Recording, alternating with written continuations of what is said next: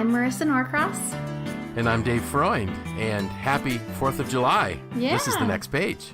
Happy 4th of July. Wow, Happy it's a Independence great holiday. Day, we should say. Happy Independence Day, exactly. Yes. And this is a day that every American should celebrate because it was not something that came about easily. Right. Which takes me into my blog post and the title of this podcast, which is We Hold These Truths. And some may pick up right away, Marisa, that really is from the Declaration of Independence, which, and that's really what I wrote about because this is Independence Day, the 4th of July. And I'm really glad that, you know, this country still celebrates this Independence Day, but I'm not certain that everybody understands how it really started. I mean, I know we all went to school. We all know that there was a Declaration of Independence. We all know that some guys got together in Philadelphia. But what did it really mean? And the reason why I chose the title, We Hold These Truths, is because it really says we hold these truths to be self-evident, meaning that it's not hard to understand and that it really explains itself. And then what they went on to say was, that all men are created equal and that they are endowed by their Creator with certain unalienable rights. Among these are life, liberty, and the pursuit of happiness. And as I thought about that, thinking that this was going to air on Independence Day, I realized that statement is one of the greatest why statements, as Simon Sinek would say, that's ever been made. Because it's that statement, that principle, that we hold these truths to be self-evident, that all men and women, as certainly we know that's what they meant, are endowed by their Creator with certain unalienable, which really means, you know, these are, this can't be changed. This is absolute rights. Among these are life, liberty, and the pursuit of happiness. And the neat part about that statement, if we think about it, was that it has lived as a why statement for our nation ever since. 242 years, which is amazing. It is. If you think about the wars that were fought, they were fought for that purpose. The Civil War was fought for that very purpose. We went to war, to the World Wars to defend this principle. Men and women put themselves in harm's way today, even though we may not have an active conflict anywhere, just so that we can all have life, liberty, and the pursuit of happiness. And the neat part that I touched on in my email, Marisa, was that the 56 signers were so convinced of their why, the reason that they were here, that they signed their name to a document that really was a death sentence. Because had we lost the war, they would have hanged as traitors. Potentially even their families and their estates, and most of them were fairly well-to-do men, their estates, their fortunes would have been confiscated. Right. So that's really what was at stake when these men decided that, no, this was a why worth not only living for, but dying for. Which got me thinking about why. Do we know what our why is, and do we understand the power of a why in a person's life? And a lot of times people will say to me, so what do you mean by why? Well, Simon Sinek was the one that coined the phrase why. It really is that deep purpose, the realization of the reason or the why that we exist as human beings. And when we're able to find that, all of our decisions become easier. Right. They become easier because we have this guiding principle, this foundation point to base all of our decisions on. And if you understand your why, you'll find your way. Because it will just seem to unfold in front of you. You'll find the opportunities. So this really originated, Marisa, back in Simon Sinek actually coming out of a failure that he had in his life when he couldn't figure out why he was failing at something and what it meant. He discovered his why, and he came up with this principle of the golden circles. And it's 3 concentric rings, and in the center is the why. And he uses some examples that I think are fascinating.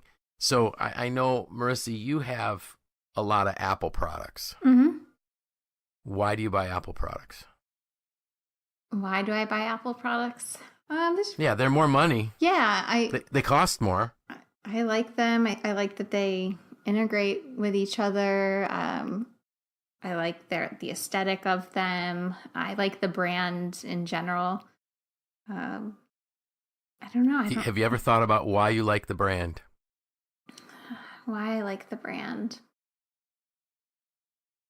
I just feel like it's like user friendly and it's Okay. I have a good feeling about them. I don't know. It's hard to put into words. Okay. That's fine. You know, Simon would say, or no, it wasn't Simon, John Maxwell that says, people don't buy what you do, they buy why you do it. Mm-hmm. And the whole beginning of Apple Computer was basically born out of the rebellion in the 60s. We had war protests going on out at Berkeley and throughout the country. You had all kinds of civil unrest. And really for Steve Jobs and Steve Wozniak, it was really a way to thumb their nose at the establishment. Computers were for corporations. They were for the people that had means. They were just, it was supposed to be, you know, if you were this type of person, you could have a computer. And if you had a company, you could have a computer. And they realized that the power of the computer could change a person's life. Mm-hmm.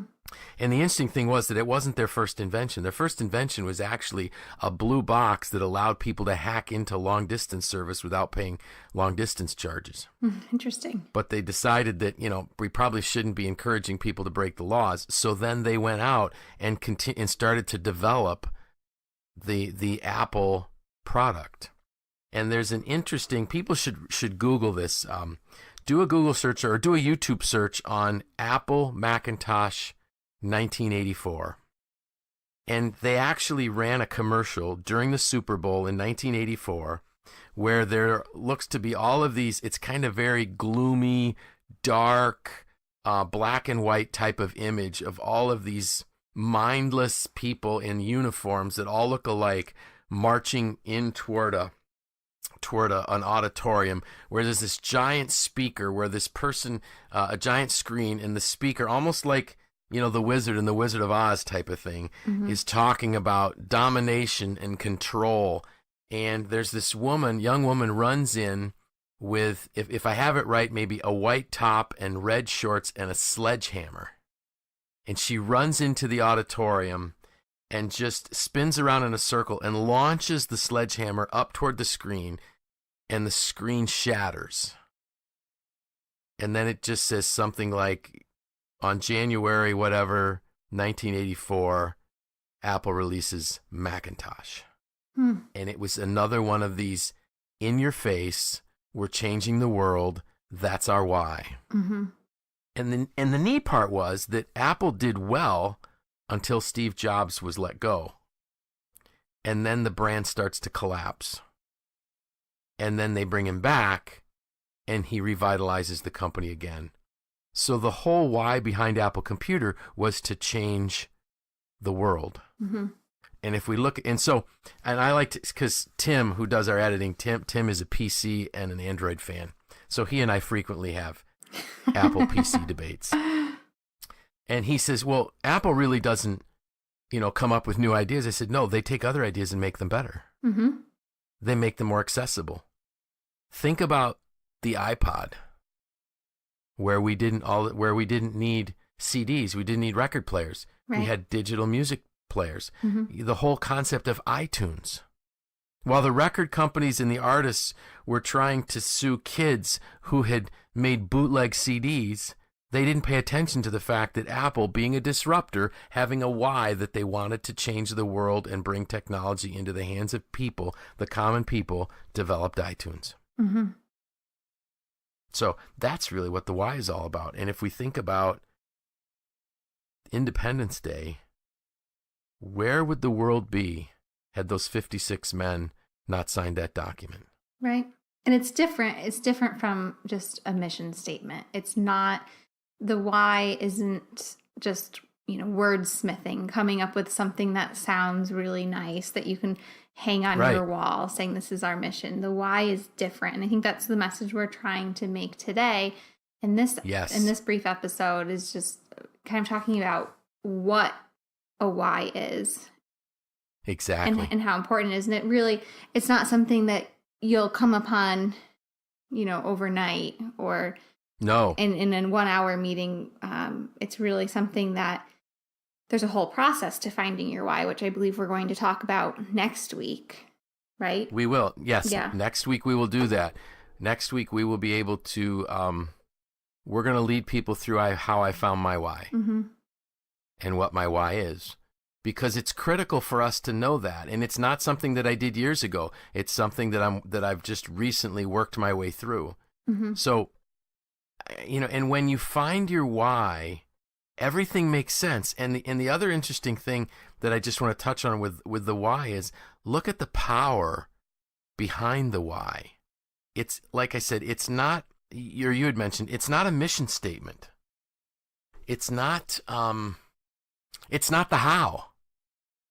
So, the how for the signers of the Declaration of Independence, the why was we believe that this is a truth that is self-evident, that doesn't need to be explained.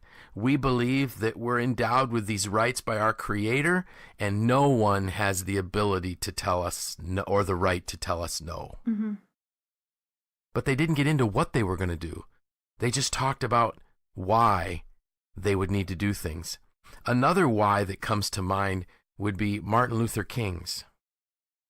And when we think about his "I Have a Dream" speech, the reality was that he went up to give a speech and he had it written out, but he didn't read the speech. Somebody challenged him when he got up there and they said, "Tell us your dream, Martin. Tell us your dream." And then he gave the "I Have a Dream" speech. He really didn't know how it was going to happen. He had the why. And the interesting thing that I find fascinating about that, in that speech, he ties back to the Declaration of Independence. So he brought our nation right back to its roots in saying, are we really a nation where we believe all men have the rights to life, liberty, and the pursuit of happiness? So again, that statement stayed true. Now, the how, and the what, well, that was actually put together by a gentleman whose name was Ralph Abernathy, who helped Dr. King. But Dr. King provided the why. And I just almost get goosebumps when I think about what would this world be like if there were no United States of America. Who would have helped the British beat back fascism and Nazism? Because the Germans, and I am German, so I'm not picking on the German nationality, but they were extremely capable, and they could have marched all the way through Europe into England and come across the Atlantic. But some folks said, no, we believe that people have individual rights. And it's not about a super race somewhere. So that was really what I wanted us to talk about on the 4th of July. Because I think we might forget it. Yeah. Yeah, it's something I think a lot of us take for granted, and we don't think about, how this country came to be what it is. Right. And, and it is a precious gift that needs to be protected. And I was just I did a training this morning with a bunch of young people, part of the Synergy Project, which is done at the Vision Center on Salina Street. And when I looked across, there were 60 young people in the room, and many of them have only been in this country 1 or 2 years. Wow. And they come from lower income families, and yet they're working their way into colleges, and they're doing internships. And I've used this example. I said, we believe that everyone has these rights, but we have to protect it. We have to guard it. We can't let, the voices of anger win the day. We need to speak up and speak truth and say, this is what this country was founded on, and that we really do value diversity, and we value an honest debate of issues without malice and brutality kind of things. So I don't mean to get on another soapbox. But I heard something interesting too that I want to share with you. So just yesterday, so we're a week ahead when we record these things. Charles Krauthammer passed away, and he was a deep thinker, and one who could debate almost any issue that you wanted. I mean, and also at 22, while going to Harvard Medical School, he dove into a pool and hit his head and broke his neck, broke his spine. So he was literally, a paraplegic in a wheelchair. And a lot of people never knew it. When they would see him on TV, on the news, they sometimes didn't realize that he was in a wheelchair. But he was one that on the 4th of July would take the Declaration of Independence. He would invite a bunch of people over. And I heard this from actually Juan Williams, who was often the debater that had to debate the liberal view while Charles debated the conservative one. But they were dear friends. And anyways, he would take the Declaration of Independence, cut it up into sections, and everybody at his 4th of July party would have to read their line from the Declaration of Independence. Yeah. He truly understood the value of our great country. So do you have any special 4th of July traditions that your family does? Well, we got married on the 4th of July, my husband and I. So, oh, you did? Wow. Yeah. So you have a big celebration every 4th of July. Yep. Yeah, we do. Wow, but typically that's awesome. We get together with our family as well. We've got some summer birthdays in the family that we tend to celebrate on the 4th of July. So a lot to celebrate on this day. Yeah. So one of the traditions that my family has done as long as I can remember is on the 3rd of July, Otisco Lake, everybody around Otisco Lake lights flares. At 9 o'clock, the fire barn blows a whistle and everybody lights their flares.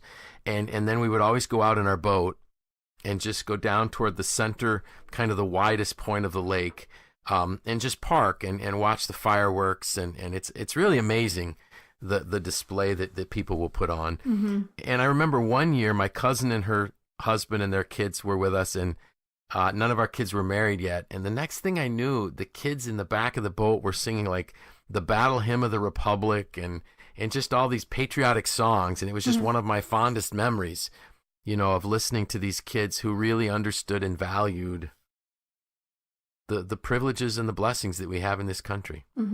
And for my family, my mom was born in Europe. My wife was born in Europe. All my grandparents were born in Europe. So, being first-generation Americans, you hear the horrors of what other countries might be like. And we really have it good.